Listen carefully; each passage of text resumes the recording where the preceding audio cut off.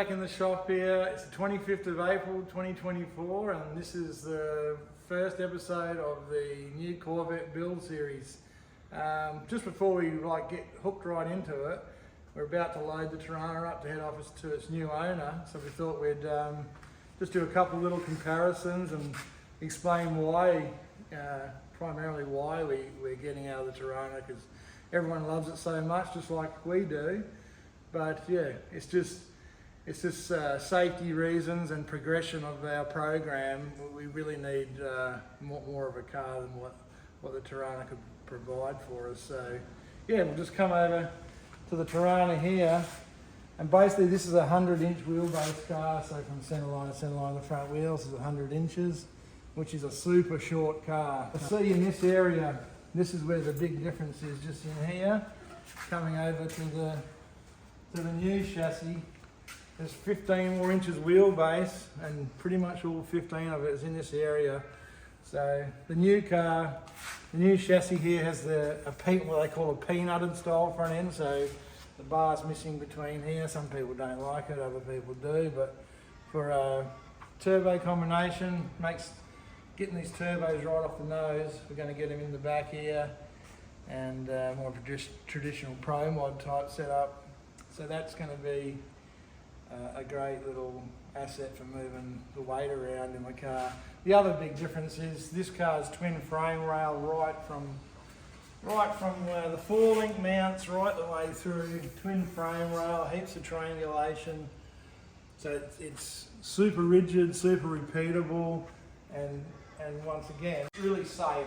So the other car does have a funny car cage, but this is full chrome moly construction, and you can just see how everything's all tied in. The four-link brackets have so much bracing in around the four-link there to keep everything really strong and safe, and that's really what we're looking at for this. So yeah, she's an absolute naked, bare bones starting point.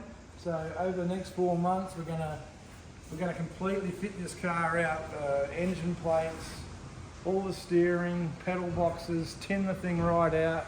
We'll take you right through the whole build, and there's no race shop queens or panel shop queens here. We drive the bus here, and we control everything. So there'll be no hold ups, because we do all the work, and within 4 months, maybe 5 months, we'll have this thing out on track testing it. So it'll be really cool. You to come along for the ride, and you can tell us what we're doing wrong, and maybe we might even do a few things right. So we'll just drop the body over the top of her now, and yeah, before we go any further, I've just got to do a big shout out to Robbie from RMF Race Cars in South Australia. He hooked us up with this deal for the car. He's done some fantastic workmanship on it, and he was just a pleasure to deal with. Us coming from WA, getting over there, he looked right after us, and so good to get this car out of a shed and get it on the track ASAP. But yeah, but other big differences from the Torana to this car is this is more of a, it's a deck style car, more like a John Zappia, more of that old school Studebaker type car with a built-in rear deck. So instead of having, 20 inches of wing hanging off the back and all the struts going back in there, we'll save a lot of weight there. We've got a huge surface area to work with.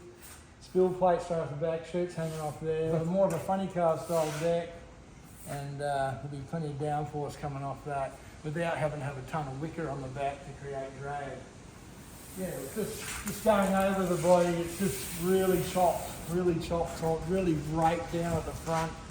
And when you're getting up around that 230 mile an hour mark, aerodynamics is something to really look into. So yeah, the window size and the window layback compared to the Torana is the Torana's more of a fishbowl looking big front windscreen, which is a gas legal car, so that's to be expected. But yeah, really sleek looking aero on the thing, and that could get us a couple of mile an hour. Same with the front end, as we were talking about with the wheelbase.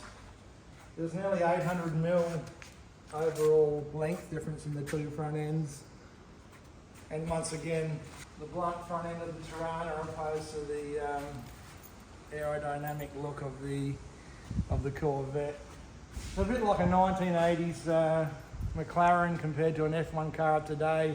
You've got to evolve your program, and you've got to make it safer, more aerodynamic, and just keep pushing the boundaries. So that's what we plan on doing. All right, so the biggest question we've had so far is, where do you start on a project like this?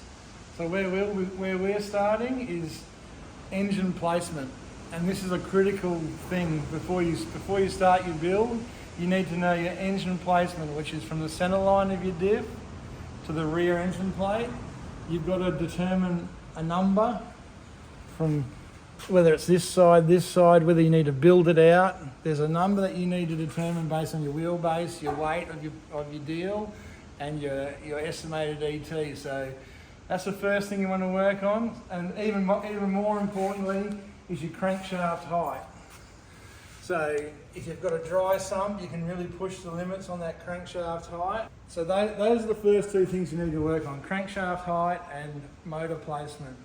So we've already started on that. And the second thing that we will be doing once the engine's placed, we'll be working on the driver position. So we'll get the bucket of the seat set in the car, and then all the pedals, steering, everything will be based off that driver position. So in my opinion, that's the two first things you need to get started on. So yeah, we've had the engine in there. We've used the old engine plates. And obviously the track on this new car is much wider. That's another reason why it's safer. It's got nearly 200mm more track in the car, which makes it less likely to get up on two wheels when you get into a bit of a pedal job. So yeah, we've had to add some material in here. This is a dummy up, and we're going to head over to our buddy Andrew Coles today. Take a template off this, and then go in the plasma cutter, cut out front engine plate. And the back engine plate, you can just use a measurement, or in our case, we just make a bit of a cardboard thing just to give him some key numbers to work off when he puts it in the plasma cutter. So we're going to get them over, get the engine mounted, and then we'll start going from there. Connor's also been busy getting a lot of stuff from Tim McCain that's ordered, steering kits, pedal kits, body mount kits. The wheels have been ordered. We're going to do a carbon brake conversion on the diff, so we'll do a little segment on that. And there's also a lot of other parts over on the benches there. We've got the door skins, windows, the preformed windows from Vanishing Point, tail shaft enclosure. There's a lot of stuff that came with the car, the wheel tubs. So yeah, pretty much everything's on the road, has been ordered for the car, and we'll get it all here and get into it.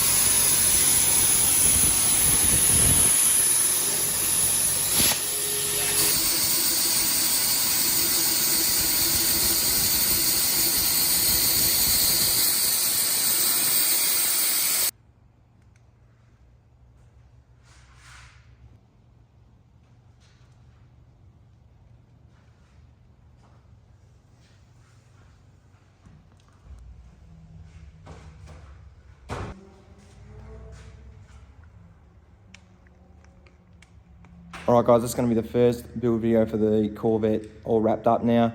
Just went over some technical stuff, and just letting you know where we're at, what we're thinking, and where we're going to start. So first off, I'd like to thank Andrew Cole, A&K Engineering, for sorting out those engine plates. They look pretty sweet. We've got some cool shots of the laser cutter. We've got us looking right.